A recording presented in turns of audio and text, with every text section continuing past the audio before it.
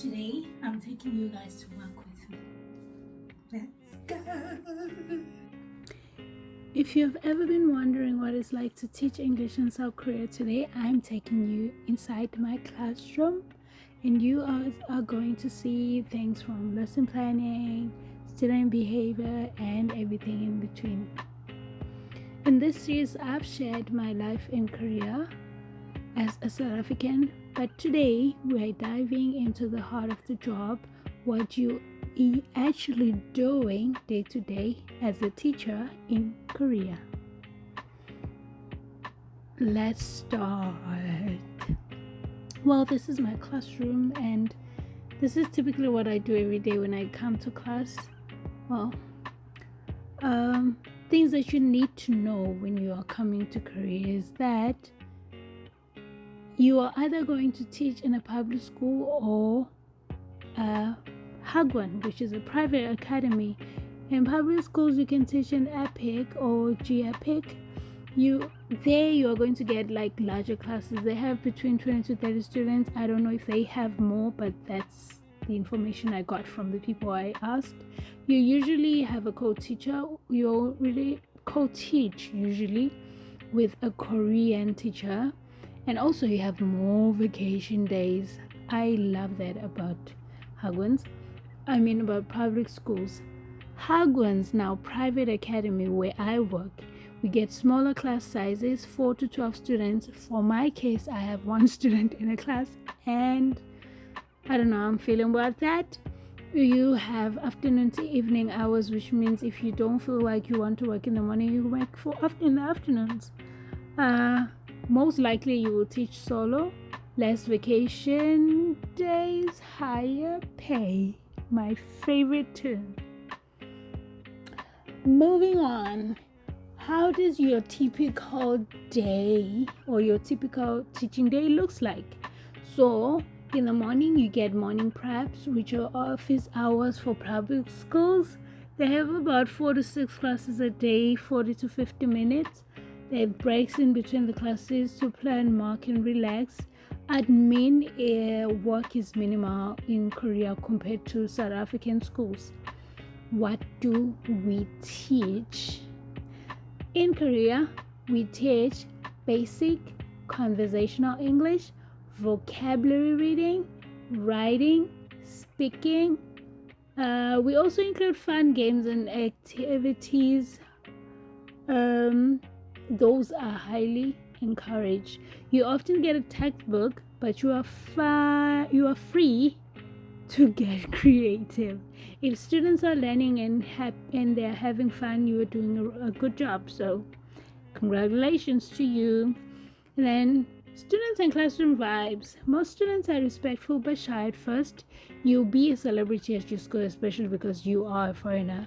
Sometimes you'll be the only one there, so celebrity. Middle schoolers can be a little moody. Elementary kids are energetic. Oh my god, it's too much, but love it either way.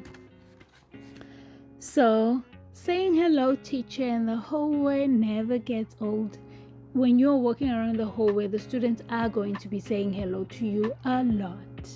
So, but there are also challenges which I am really happy to share with you guys.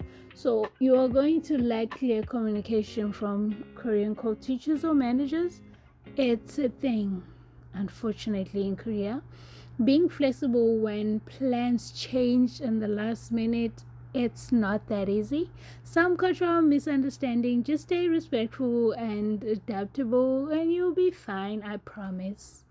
But honestly, like from a personal,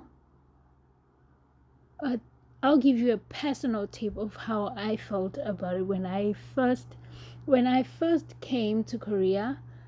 I'm not going to lie, I was nervous before my first class. But honestly, once I started teaching, it got easier every day. And your students will be the best part of your job. They'll make you laugh, keep you on your toes. They always do. Like this one in front of me right now does a lot. And they will teach you as much as you teach them. So it's going to be very fun and you are going to have fun. You will not feel like you are missing out on some of the things that you are used to back at home. Definitely, you are going to have to adapt to some things, but I promise you, you are going to have so much fun and you are going to enjoy teaching in Korea.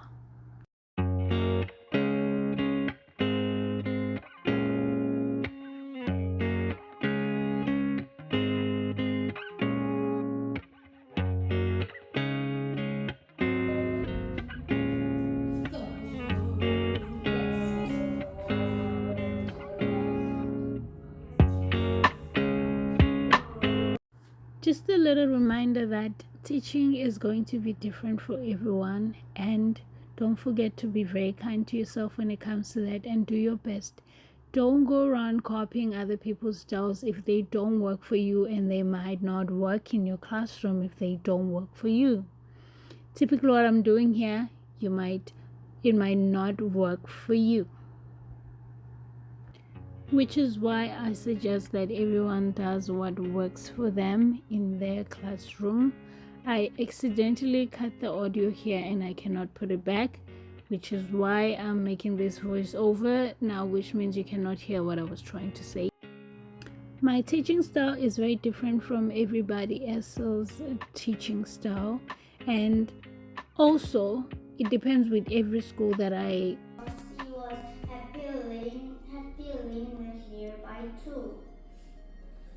So there are things that you can find in my class and not find in other teachers' classes.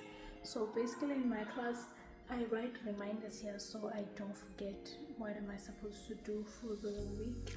So I write check for this week. I've been writing check test paper so that I know every time I come in the morning, I have to check if there's any test that I need written, whether it's for my morning or afternoon classes. But yeah, it just helps me stay on top and makes me stay organized, and I know what I'm doing throughout the whole week or month. It's just easier that way with me. But with others, they do it differently too. This is my rough lesson planning, which I do weekly. I do too. Next, how I made friends and built a life in Korea.